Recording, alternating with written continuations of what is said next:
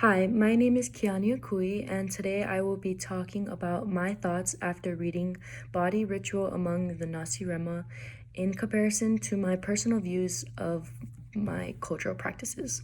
Starting off with the reading, it is known that cultures around the world are all different in their own ways.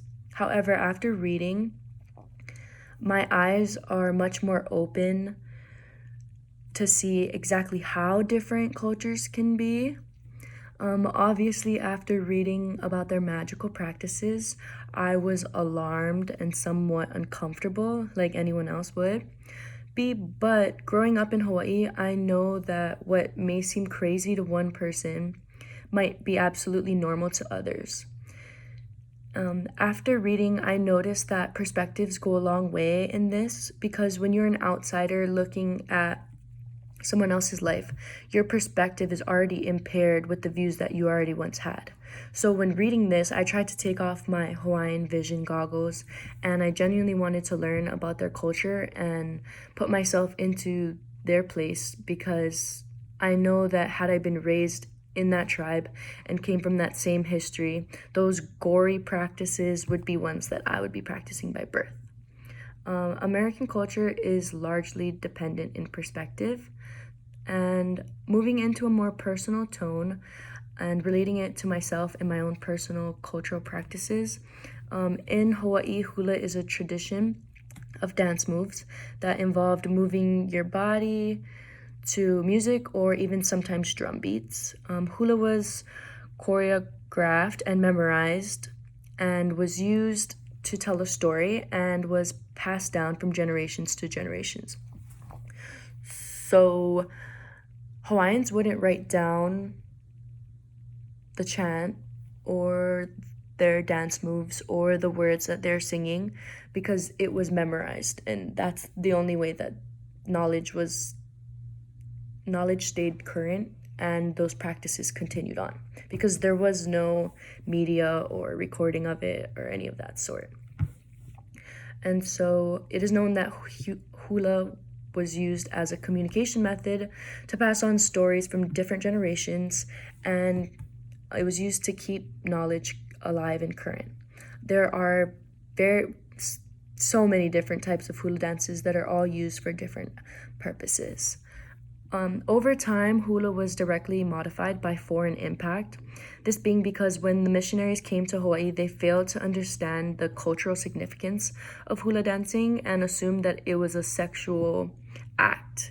Because at the time, they arrived off of the boats and saw women dancing topless or men dancing naked, but that was just how it was.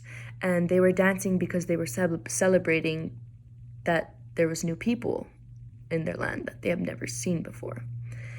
And so hula was in fact not considered to be sexual in any way, shape, or form. But once the missionaries made this assumption, they worked extra hard to ban hula dancing altogether and the Hawaiian language. Hawaiians would actually gather in secrecy to dance hula and practice those cultural activities without the missionaries finding out and punishing them. And yes, they were punished by being thrown in jail, or they were even whipped if they were caught dancing hula or speaking the Hawaiian language. Considering that hula was banned and frowned upon, I would say that it was detrimental to the Hawaiian culture and people because Hawaiian cultural practices should never be governed. And over time, the tradition of hula had like a fluctuation of celebration due to whoever was in power at the time. So depending on who was governing Hawaii, that like that told them if they could practice dancing hula or not, which I think was altogether wrong. Now that Hawaiians are more educated on their religious rites, hula is a highly celebrated practice that is being used to now revive the Hawaiian culture. There's also a world-renowned hula competition every year where halaus or hula groups travel from all over the world to compete dancing hula in front of millions of people, and it is an honor to be considered to even participate in that competition.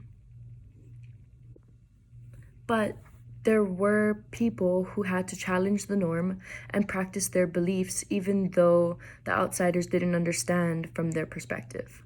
Robert Casimiro was a musician, composer, and kumuhula, or a hula teacher, who had a large impact on reviving hula. He said that hula is the art of Hawaiian dance, which expresses all we see, smell, taste, touch, feel, and experience. It is joy, sorrow, courage, and fear. I thought that quote was perfect because over time, Hawaiians were forced to stop their practices altogether, and now we are able to dance and express our feelings that we once couldn't.